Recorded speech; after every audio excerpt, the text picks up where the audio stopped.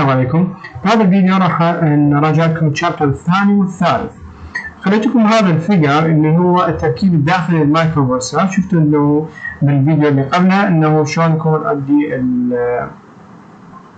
الباسز والمايكرو بروسيسور شلون رابطه، بس التركيب الداخلي قلنا هو وظائفه عندي 3 وظائف، من عندها اللي هو الارثمتيك لوجيك يونت، وعندي هنا الكنترول، عندي انستراكشن، عندي الاوبراند، وعندي الفلاجز. حكينا على موضوع الريجستر او راح نعيده هنا. قلت انه عندي مجموعه ريجستر اللي هو جنرال بيربس ريجستر، وعندي السبيشال ريجستر، وعندي الريجسترات الخاصه بالستاك. فهذا الشكل هو يوضح لكم انه المكونات الاساسيه الموجوده داخل السي بي يو اللي هو هذا الادرس عندك باس، وهذا الكنترول باس، وعندي هنا الميموري انترفيس. يعني انت تيجي تاخذ اللي هو شلون يكون عندي الادرس، راح نشوف هنا سام او يكون رابط مباشر. فحكينا على الريجستر الموجوده عندي. زين، قلت انه الثريدنج مالته شلون تكون هي الثريد تركيبها. هاي الريجسترات قلت انه جنرال بيربس ريجستر او المالتي بيربس ريجستر هي الاي والبي والسي والدي، وكل وحده وظيفتها هي مذكوره عندكم هنا، بس انه احنا نريد شوي نعطيكم انه المعلومات الموجوده داخل الفيديو هي قليله، فتقدرون انه تستفادون من هذا الاسبوع انه مراجعه لهذين الشابترين. زين، عندي الادرس انه شلون راح يتغير، انه اذا عندي 16 بت شلون يصير عندي بالباص. يعني هاي الجزء اللي ما فهمتوها، شرحنا على الباص وشرحنا انه الموقع الذاكره بالفيديو اللي هو خاص بالشابتر 1، الجزء اللي ما شرحناه سابقا. فشو راح اعرف انه الجد الادرس سبيس مالتي؟ اذا كان عندي الادرس باص مالتي هو 16 بت، معناها عندي 64. شفتوا شنو وظيفه الادرس باص؟ وكل هاي ريجستر قلت لها وظيفه، وهنا طبعا جنرال بيربس او مالتي بيربس، انه هي نفسها الريجستر تقدر تستفاد من عندها بداخل البرامج عندك. يعني مو بس هذني الموجودات هذني الاي والبي، ضافوا لهم الار 8 ثرو ار 15. بعد شنو عندي الريجستر اللي هي السبيشال بيربس ريجسترز، اللي هو مثل الانستراكشن بوينتر. الانستراكشن بوينتر وظيفته انه شنو هو point to the next instruction to be يعني executed. انه انا البرنامج مالتي يكون احتمال مو بال يعني انه خطوه خطوه يتنفذ، يجوز بيجمب بيفور لو الى اخره من هذه الشغلات. عندي بعد شنو؟ عندي الستاك بوينتر، هو راح يحتوي بالبيز بوينتر مالتي. زين، هذا سبيشال بيربس، فراح تشوفوها كل واحد يعني نجي ناخذ اعاده المو او انه نعيد شرح اعاده المو. شوف انه شنو وظيفه الستاك بوينتر، اللي هو وظيفته خاصه بالستاك.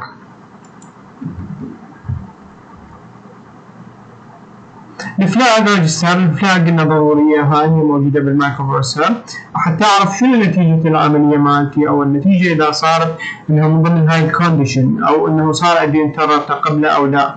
فعندي الفلاج ريجستر بيها الكاري وبيها الباريتي، وعندي الزيرو وبقيه الامور. فهذا الريجستر هي يعني المايكرو بروسيسور هو يسيد هاي البتات الموجوده بحيث انه تعرف انت العمليه مالتك هي صفر. يعني شغلات كلش مهمه هي بوجودها يعني بالمايكرو بروسيسور، يعني اوفر فلو او الدايركشن مالتك، انه مالتك البرنامج انه انكريمنت او ديكريمنت.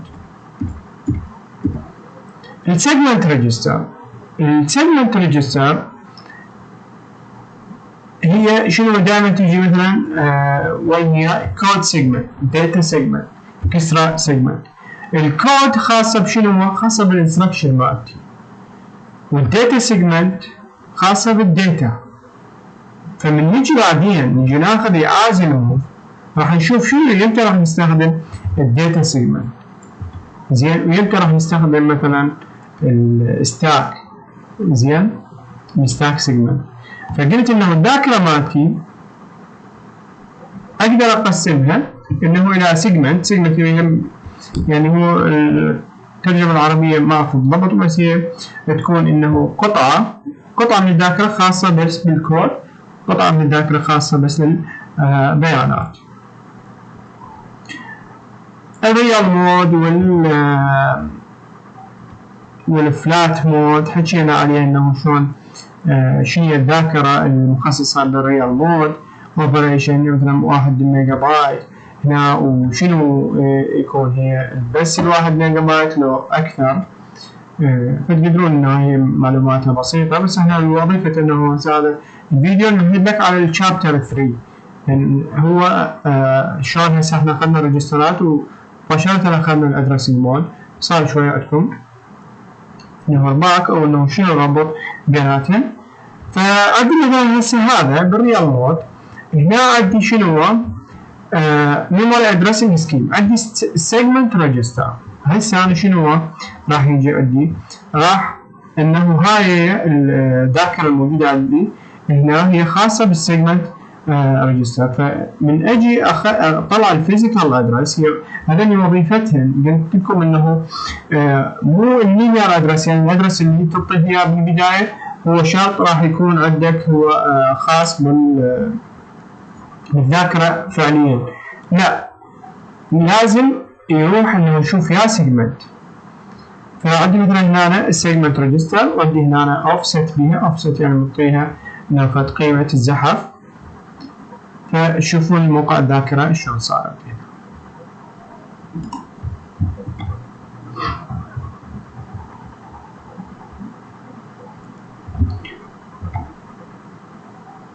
فالكود سيجمنت هي defines the start، يعني مثلا هاي تقدرون انه قلت لكم اياها انه ضروري تفهمون حتى تعرفون شنو وظيفه الكود سيجمنت.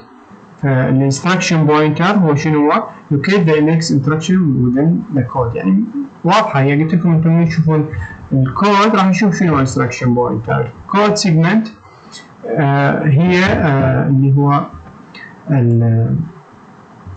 البداية مال موقع الذاكرة اللي هو خاص بالبرنامج مالتك، والداتا هي خاصة بالبيانات راح تنقلها. زين، فهنا هذا التركيب الداخلي مالته الميموري سيستم اللي هو داتا وكود وستاك واوركسترا. فانت لما تيجي تريد انه تقسم الذاكرة او انه تريد توصل للداتا، لازم تروح على الداتا سيجمنت، شفتوها انه تضرب في 10 وبعدين تنجمع، وهنا راح نعيدها بهذا الفيديو. فهو هذا الشيء كان ضروري، هذا ضروري انه تفهمونه، هذا تخلوا بالكم قبل لا تجوا تاخذون اعازه الموف. يعني وظيفه او انه المطلوب منكم من شابتر 3 تفهمون كل ريجستر شنو فائدته، يعني بعدين انه من تشوفوها اذا ما فاهمينها راح تشوفون الشابتر الثالث يكون هو صعب عليكم. بعد شنو هذه من الشغلات اللي اريد ترانزيت بروجرام اريا حكينا قبل شويه، قلنا شنو وين موجوده هي الذاكره مالتك مقسمه لأجزاء ترانزيت بروجرام اريا، وعندك السيستم اريا والاكستندد ميموري. البروتكتد مود هو هذا مو بس يخصص مثلا 1 ميجا، وانما 1 ميجا and above. هذا به انه ديسكريبتر اللي هو لوكال والجلوبال. الجلوبال هو معروف انه من اسمه هو جلوبال، فانه contains segment definition that apply to all programs. يعني هذا segment من برنامج من الذاكره خاصه بكل البرامج، واللوكال هو خاصه ببرنامج معين. وهاي اللي يؤدي هي الديسكريبتر شلون شكلها يكون المحتوى الداخلي مالتها. زين، وهذا الاكسس رايت بت اللي خاص بالديسكريبتر. فهذين الرسومات دائما نركز على الرسومات ووظيفة كل شغلة موجودة بالرسم. هذه موجودة عندكم هنا. شنو هذا اللي يقدر استفاد منه؟ عندي هاي الداتا سيجمنت. هسه مثلا هذا هنا برنامج او الداتا سيجمنت راح على الديسكريبتر، والديسكريبتر راح على الداتا سيجمنت مالتي اللي هو بالذاكرة الفعلية physical memory.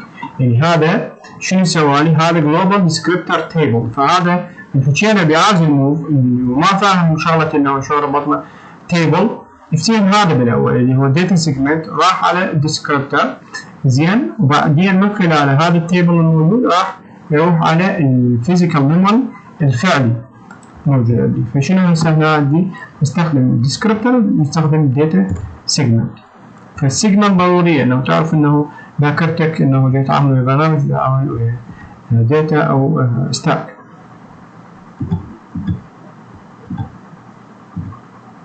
memory paging حكينا انه انت شلون تحدد موقع الذاكرة الفعلي عن طريق البيجنج ريجسترز. زين هذا عندي هنا اللي هو directory و page table والاوفست. فانت الفورمات مال linear address فشنو عندي هنا؟ عندي directory و page table offset حتى اوصل للموقع الذاكرة. فهذول هن خاصات بال memory paging. يعني موضوع memory paging ضروري تفهمونه زين. ولا انه هسه خلي اعيد شويه بعض النقاط فيه اللي هو paging. يعني اقصد به انا راح افتح page عن صفحه، فانه اقسم الذاكره مالتي الى مجموعه صفحات. زين فعندي linear address وعندي physical address. الفيزيكال address هو الادرس الفعلي اللي اريد اوصل له انا، مو شرط اللي هو المعطيني يكون ادرس، لازم يكون عندي هي الذاكره مالتي مقسمه الى directories ومقسمه الى كل directory موجود بتيبل. فيقول هنا عندي البيج او linear address هو متكون من ثلاث اجزاء: page directory entry، page table entry، memory page offset address. يعني هذا اللي هي اول شيء directory. يعني فرضا انه عندك مجلد هو directory، وبداخل المجلد شنو او مجموعه مجلدات. يعني الذاكره مو سهله انه تركيبها الداخلي. يعني تحجز مكان البرنامج معين مو بالسهوله انه تلقى الموقع اللي هو انت يعني تحسبه صحيح من عندك. يعني انه هذا جزء موقع الذاكره تلقى فلان مكان فلان مكان للبرنامج، بس وين راح يروح بالضبط؟ هي عمليات شويه معقده انه لازم نقسمها مثل تقسيمك للملفات. تشوف تفتح السيره تشوفها تكون كلها داخله directories اللي هو فولدرات، وكل فولدر خيكون مثلا بسب فولدر اللي هو مثلا لك هنا البيج تيبل. وبعدين عندي الميموري اوفست ادرس. اوكي هذا هو اللي يهمنا بموضوع البيجنج، اللي هو شلون تجي عندي ذاكرة تقسيمها. وهذا الشكل مالته قبل شوية حكينا عليه.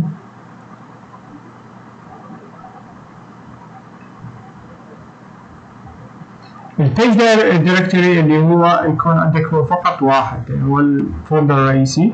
بعدين من خلاله راح انه تقدر توصل اللي هو سمينا على حساب دايركتوري راح ويا البيج. بعدين راح ينجمع، يعني هسه هذا راح يطلع لك عندي هسه موقع الذاكرة هنا، هذا بالبروتكتد مود اتوقع. عندي هنا الدايركتوري نفس الشيء لو شلتوه بعازل الموف راح ينجمع ويا البيج. يعني هذا البيج مالتي راح ينجمع ويا الدايركتوري. طبعا الدايركتوري هو صحيح واحد بس انه يكون له حجم معين، يعني اكثر من مكان. اللي تشوفون هنا هو ايش قد يقول 4K بايسكليت بيج دايركتوري. زين عندي هنا من خلال هذا راح اجي اجمع ويا البيج. راح من البيج راح يطلع لي العنوان هذا اللي يتولد من هذا. ورا ما جمعت البيج ويا الدايركتوري راح اضيف له البيج. ورا ما انضاف له البيج راح اجي اروح للبيج تيبل. هسه بيج دايركتوري راح البيج تيبل اجي ادور موقع الذاكره اللي هو يتولد من هذا المجموعه. شو راح اجي اسوي؟ راح اجي اجمعها ويا الاوفست اللي هو displacement اللي انا معطيه، مثلا اذا اعطي displacement معين راح ينجمع هنا. تالي نروح للميموري pages. هذا التركيب او البيجنج ميكانيزم هذا جدا ضروري تفهمونه. زين اللي هو شلون تقسيم الذاكره، اللي هو البيجنج ميكانيزم اللي هو الدايركتوري بعدين page بعدين offset وراح كله ينجمع ويلا يروح للميموري pages. زين ورا هذا انه راح نشوف الداتا سيجمنت والكنترول سيجمنت. الفلات مود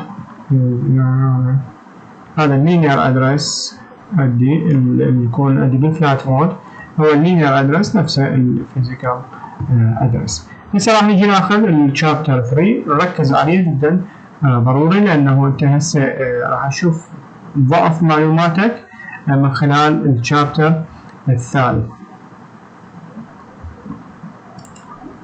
بالشابتر الثالث اخذنا اللي هو اعازي الموف، وقلنا اول شيء داتا ادريسنج مود. فقلت انه ابسط شكل هو اعازي الموف، اقل محتويات ريجستر بي اكس الى محتويات ريجستر اي اكس، فما راح يبقى عندي اي اكس انيمور، انه المحتويات القديمه كلها راح تلمسها وتجي مكانها السورس مالتي اللي هو بي اكس، فالعمليه تكون من بهذا الاتجاه. احسن قلنا هو احسن يعاز يفهم الادرسنج مود. فعندي هذول الادرسنج مود ضروري تعرفون تحبون هذول كلهم، اللي هو ريجستر immediate الدايركت ريجستر اندايركت بلس بيز بلس اندكس ريجستر ريلاتيف وبيز ريلاتيف بلس اندكس وسكيلد اندكس. هنشوف اول واحد الريجستر معروف هذا، انه هسه انا راح اتعامل كثيرا السورس والديستنيشن مع الريجستر، فما احتاج اي شيء انه بعمليه توليد الفيزيكال ادرس. زين هسه احنا جاي نحكي بالداتا ادرسنج مود، معناها يا ريجستر احتاجها يا سيجمنت الداتا سيجمنت داتا ادرسنج مود داتا سيجمنت. فراح يشوفون كل اعاز خاص بي يعني مدير بموقع ذاكره، يعني اللي هو ما عدا الريجستر والايميديت كل راح تحتاج بي داتا سيجمنت تضربها في 10 وتجمعها ويا الموجود عندك بالاعاز حتى تولد الفيزيكال ميموري. فقلت الريجستر ادرسنج مود هو شنو راح يصير عندي اقل ريجستر اي الى بي او بي سوري الى اي، فمعناها شنو عندي انا هنا بعدين موقع ذاكرة. الإيميديت أنا شنو اعطيت إيميديت يعني رقم من اللي أنا كتبته هذا اللي 3A بالهكسا حقنا بالسي هاي، هذا هم ما احتاج أي موقع ذاكرة. هنا شنو دايركت يعني اعطيته لينير أدرس، هنا اعطيته 1 2 3 4 لينير مالتي، أريد ال AX تروح بهذا الموقع ذاكرة اعطيته بالسكوير براكتس اللي هو حددت موقع الذاكرة اللي أريده. طبعا انت مو يعني من يمك حددت موقع الذاكرة ومباشرة راح يروح، لا راح يشوف الداتا سيجمنت قد موجودة، راح يضربها في 10 ويجمعها ويا هذا المعطي انت الديسبليسمنت هذا يسمونه. فالفيزيكال ميموري الفعلي هو المفروض تجمع ويا الداتا سيجمنت في 10. من اجي اخذ مثلا CLPX اغطى للCL هاي ما عندي مشكلة، بس هنا انا ما خالي البي اكس، خالي البي اكس هذني الاقواس المربعة. فشنو معناها عندي هنا انا؟ معناها راح اقرا البي اكس محتويات ايش قد بداخلها.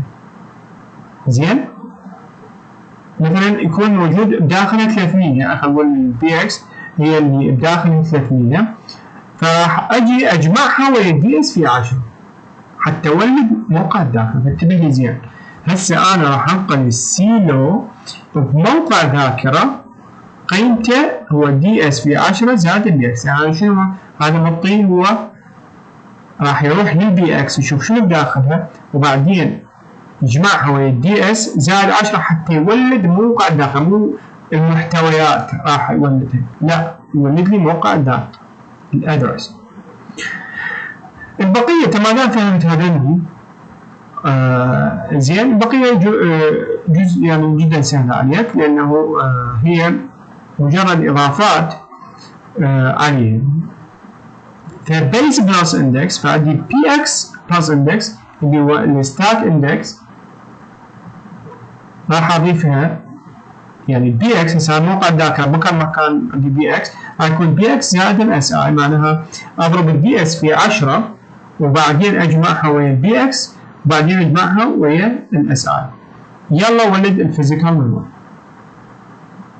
اوكي الريجستر ريلاتيف راح يصير شنو عندي بي اكس بلس 4 راح انقلها بالسي ال، يعني راح اروح اشوف الموقع الذاكره اللي قيمته ايش قد قيمه البي اكس، اجي اجمع وياها 4 واضيف وياها بعد شنو، اضيف وياها دي اس في 10 حتى ولد موقع الذاكره، اشوف هذا موقع الذاكره شنو بداخله، اللي هو موقع 10 30 4 هذا الموقع شنو بداخله، احمل محتوياته مو احمل ال 10 30 4 احمل محتوياته بداخل السي ار.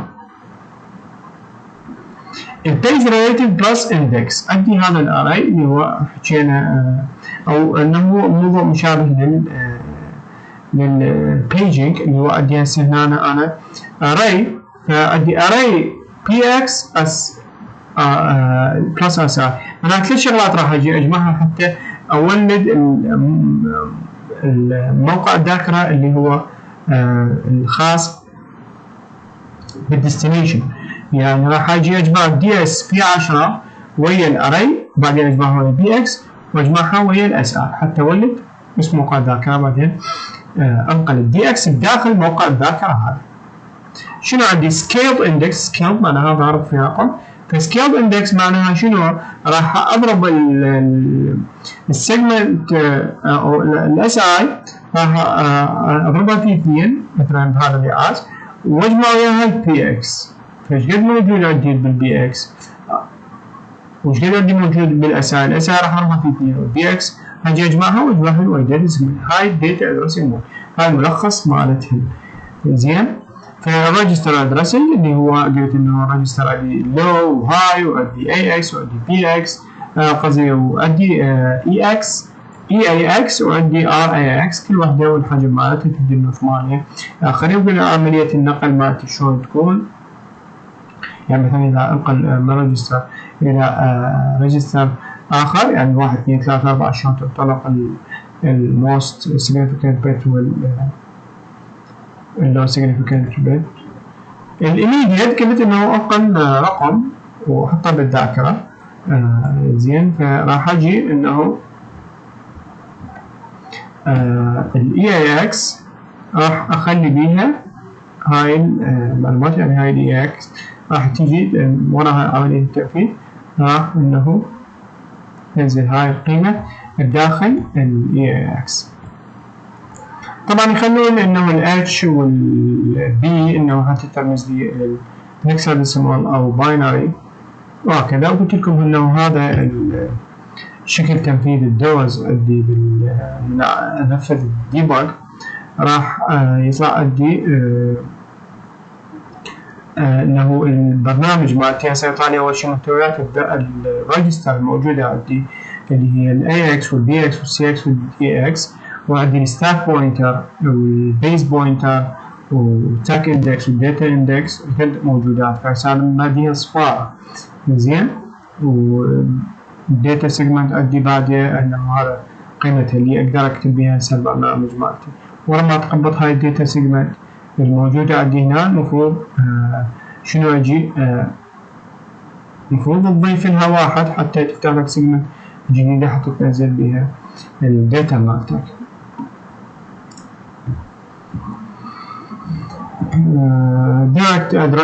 دايركت حكينا عليها اللي هو memory address عندي هذا اللي هو بين هذا الموقع هو طيته مباشرة معناه هذا دايركت. زين فهذا الموقع 1 2 3 4 شنو راح يصير؟ طبعا هو لازم ارجع في الدي اس في 10 فراح يصير عندي 1 1 2 3 4 راح اشوف شنو بداخله هذا الموقع 8 اي 8 اي راح اجي انقلها وين بالايلو. الديسبليسمنت هو مجرد انه اعطي شيفت معين. نجي الى الاندايركت ادريسنج مود اللي هو انا ما راح اعطي موقع الذاكره مباشره، وانما اقول هذا موقع الذاكره هو القيمه الموجوده داخل البي اكس. فشو راح يكون؟ ادي الداتا سيجمنت راح اضربها في 10، هسه ادي الف، وانا اجي اسوي بعد شنو اسوي وراها بعد؟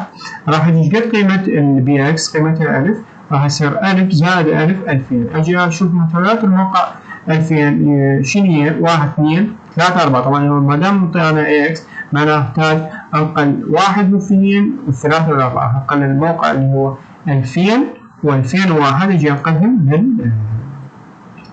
بالاكس. ضروري تفهمون انه شلون وصلنا لهاي النتيجة. الواحد اثنين راح تجي باللو، الثلاثة أربعة راح تجي بالهاي. يعني يجيك مثلا أنا أقول لك هذا الإعاز شنو نتيجته؟ تكتب لي المفروض، وشنو بيا موقع ذاكرة راح يجي، شنو الفيزيكال أدرس مالتك.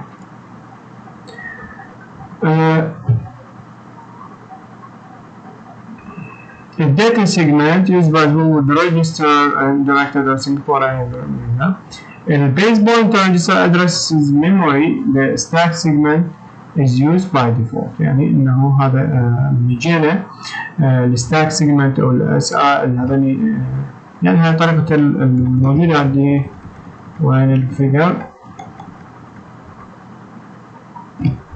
هاي البيز والستاك اندكس شفناه هنا ويا دي اكس.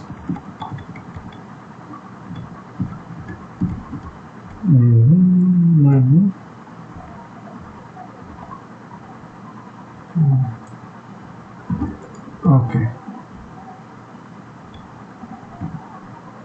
عندي التيبل اللي هو الاري اللي قلت انا انه عندي array. الاري هي عبارة عن تيبل. يعني انا شنو عندي؟ هذا التيبل راح يكون هو داخل الذاكرة، مقسم الى مجموعة تيبل. صور الذاكرة مقسم الى مجموعة تيبل، بمعناها كل تيبل الى بداية ادرس، او انه هذا التيبل رقم الواحد راح يكون الى بداية والى نهاية. نفس الشيء بالنسبة للبقية.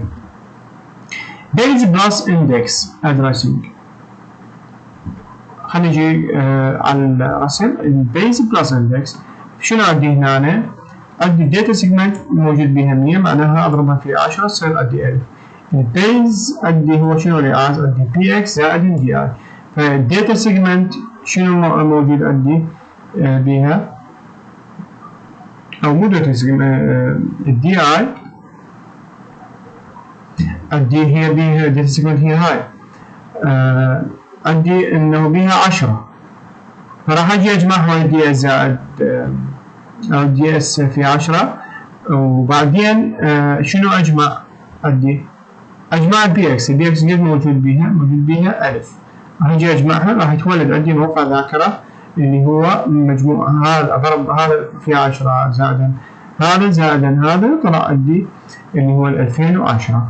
2010 شنو يريد انقلها؟ هذا محتويات الموقع اللي هو 2010 لازم انقلها بالدي اكس.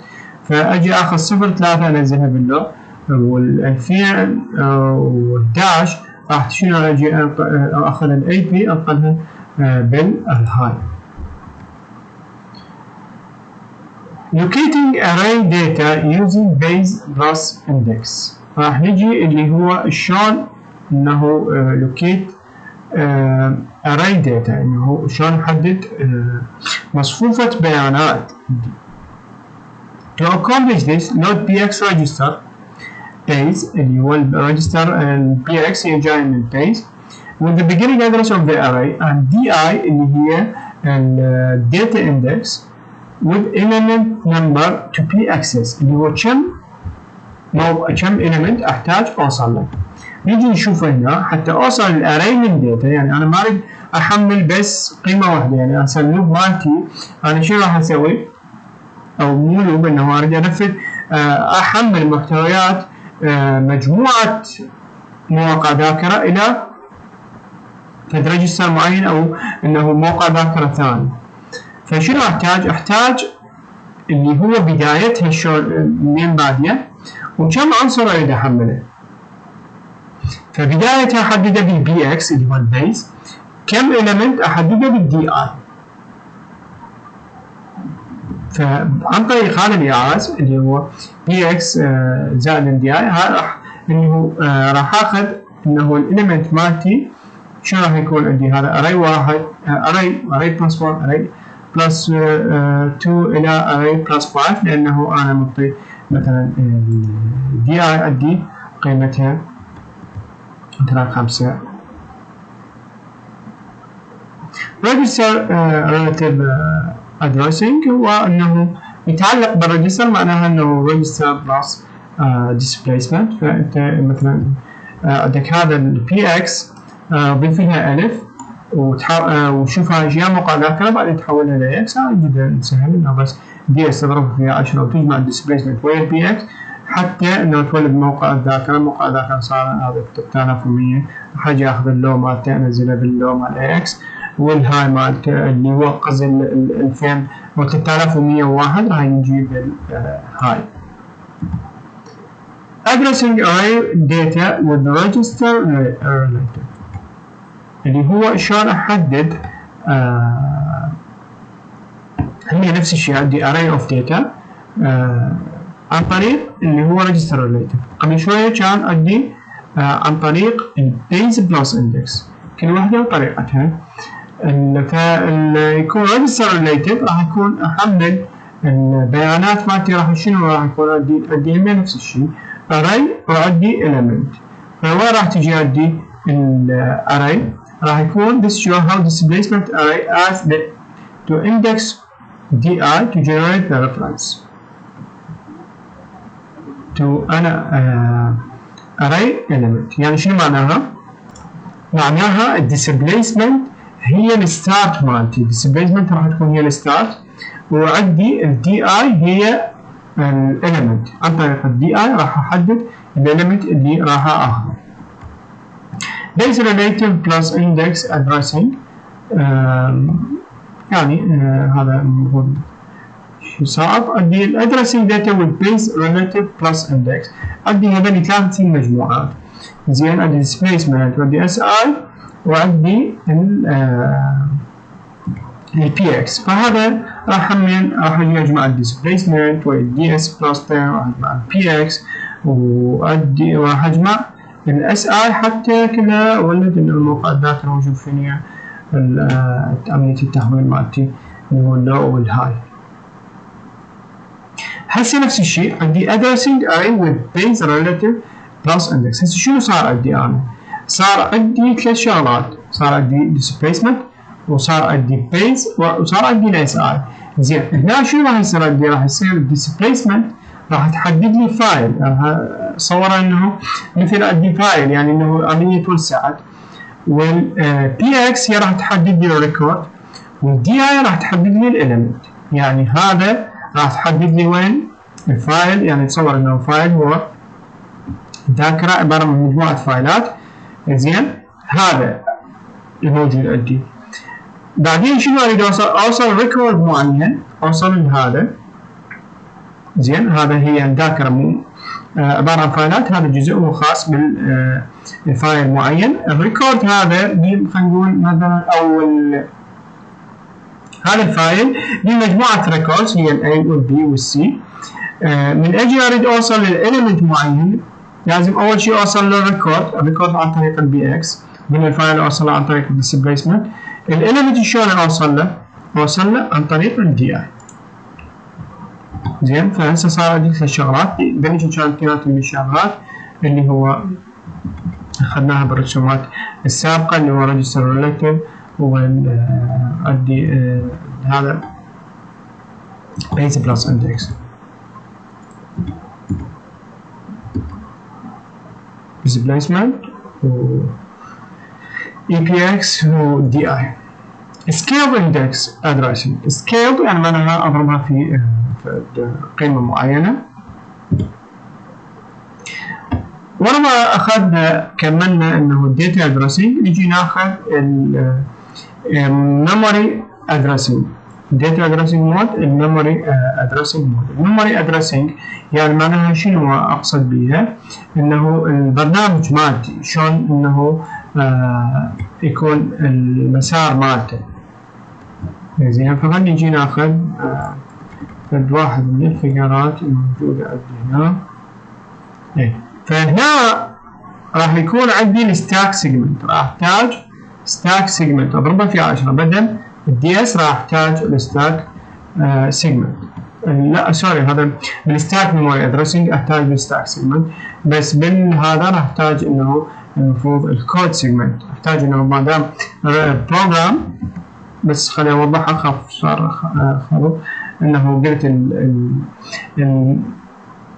الداتا هي داتا سيجمنت اضربها في 10 نبدا بالموقع الفعلي، والبروجرام احتاج الى الكود سيجمنت، وبالستاك احتاج الى الستاك سيجمنت.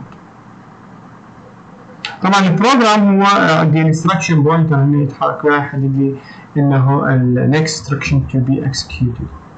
زين مثلا هذا اللي جمب 2 راح شنو راح يقفز لي يا زين بعد الموجود. فعندي هذني المواقع اللي هي قصدي الكودات الخاصة بال بروجرام ميموري، انه المفروض الانستركشن بوينتر هو العداد مالتك، يعني هو يحدد لك next instruction to be executed. بس انت اذا كان عندك مثلا جمب موجود هنا، جمب اللي هو بين قوسين 2 راح يقفز البرنامج من اللي هو تنفيذ هذا الرياض، راح يقفز فيه، لان هذا عندي الجمب قاعد هنا، وكل عايز راح ياخذني يعني يحتاج له 2 بايتس، فمن راح يقفز راح يعبر عن 2 راح يجي قد عندي بال 10014 يمكن بالهكسا، فجاء شيء مثل ما مكتوبه.